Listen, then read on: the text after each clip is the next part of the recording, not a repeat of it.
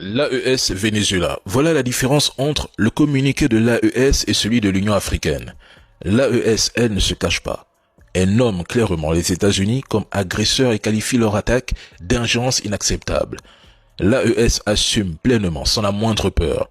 L'AES dénonce la violation flagrante du droit international par un membre permanent du Conseil de sécurité, interpelle directement l'ONU pour qu'elle prenne ses responsabilités et condamne sans ambiguïté l'action militaire américaine ayant conduit à l'enlèvement du président Nicolás Maduro. Aujourd'hui, on dénombre plus de 100 morts après l'attaque américaine. Et pourtant, dans les médias français, nous lisons des titres jetés à la va-vite. Aucune émission, aucun débat, rien. La valeur d'une vie semble dépendre de la zone géographique.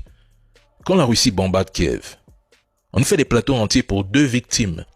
Des heures d'émissions creuses et moralisatrices. Mais ailleurs, circuler, il n'y a rien à voir. Bref, l'AES a choisi une posture frontale, brutale et directe. Elle n'a aucune crainte des représailles américaines. Elle n'a peur de personne. À l'inverse, l'Union africaine transpire de peur. On le lit et on sent l'odeur de la lâcheté diplomatique. Pas un mot pour nommer les États-Unis. Aucune accusation directe. Aucune condamnation claire de l'agression. Seulement des formules vagues, molles, technocratiques, typiques d'une organisation dépendante des financements américains, français et autres. En Afrique, il y a ceux qui parlent comme un bloc souverain, et puis il y a les autres, ceux qui choisissent la soumission pour ne pas être châtiés. Eh oui, le Danemark, membre de l'OTAN, a averti qu'il ouvrirait le feu si des troupes américaines tentaient de s'emparer du Groenland par la force. Le gouvernement a rappelé à ses soldats qui devraient agir immédiatement, d'ouvrir le feu sans attendre d'ordre et que toute tentative américaine marquerait la fin de l'OTAN.